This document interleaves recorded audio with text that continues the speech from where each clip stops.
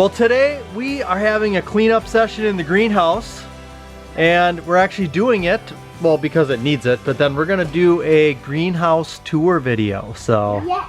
Should be fun. Yeah. All I'm doing to clean is I'm just taking off all the bad leaves right now. We haven't had a lot of sunny days recently, and that can create a lot of bad leaves, and it can also create a lot of bad blossoms. So we're gonna go through and remove that.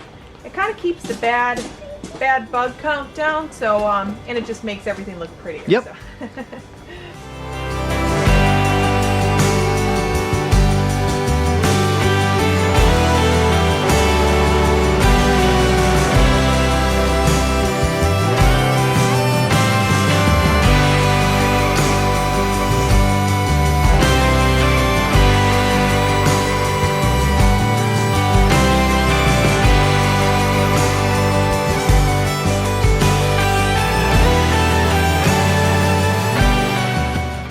So with the geraniums, once the flowers start to wilt like that, you can snap off that whole stem and flower, and all the way down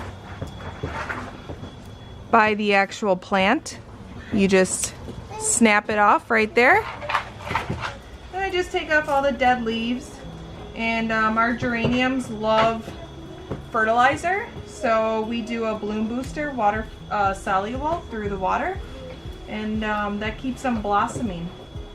It's nice to see flowers this time. oh yeah. Well, the girls and I are gonna be taking off in a couple of minutes. There's a drop-off at Lana's school, so the teachers are putting all of the kids' belongings in bags, as well as their study materials that we're gonna have to do with them. So we'll be leaving here in a few minutes to go pick that stuff up. This right here is the container that Sayla and I planted in December. This is the update.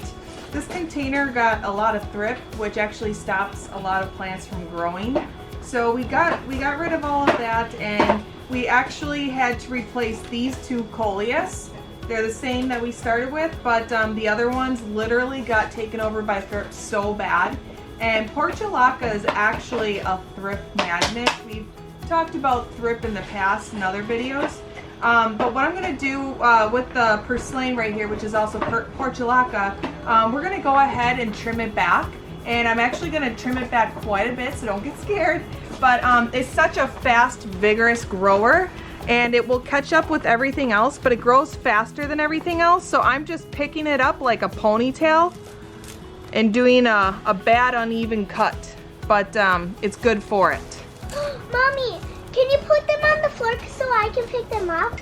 Yep, and you could take cuttings of these. So all of this growth that I'm cutting off, you could literally put a few of these together like this, and then just go ahead and stick them in some wet soil and give them a few weeks, and they'll be a nice rooted new plant. Yeah, you like that, girls? I didn't know that. Yep. Always learning something new. What's really nice about doing that is it actually creates this one to be more bushy. It's already naturally bushy, and it was a really small plant when we planted it, but by cutting it back, it allows everything else to catch up, and then we'll let it just go ahead and do its thing for the rest of the season. Now, as you can see, the red coleus right here is getting really large, and we don't want it to get too tall. So what we're going to do is go ahead and pinch it. We don't mind if it gets taller as it grows out, but we don't want it to just shoot up straight, because once we move it outside, it can easily snap in the wind, and we love bushy plants. So by taking that little tip off, you get a lot bigger and bushier plant. I know I show this a lot, but we just go right to the center of the plant. We remove that piece, and that stops it from growing up for a while, and it allows all of the growth on the sides of the stem to start bushing out. That's how we create big bushy planters. They still get tall, but you kind of just trim them like you would a bush. You trim them, and we make sure that they get shaped really nice, and by the time we move it outside, it'll be nice and round. And it's gonna Good go job, that way. Sayla. I know I've been talking about thrift and telling you kind of how it's like been a problem for us. Shrimp mainly loves to live in flowers. You'll find it on leaves, but as soon as there's flowers around, that's where you'll find them.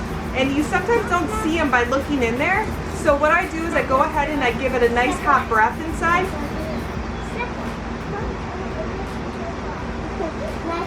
Yep. And then you just see them start coming out. They like to hide deep in the flower. See, there's one crawling right there by my fingernail. Oh, and now there's one on my thumb over here. But they're really small. Oop, here's one here. This one was just loaded. We're gonna go ahead and remove all of the flowers on the portulacas. Oh, I like the new arrangement there. I like that a lot. I figure it's not as messy. Yeah. I think this is still my favorite succulent because it looks like it's like a snail. Here's the neck and the head, and here's the body. That's my favorite. And now it's got this thing growing out of it too.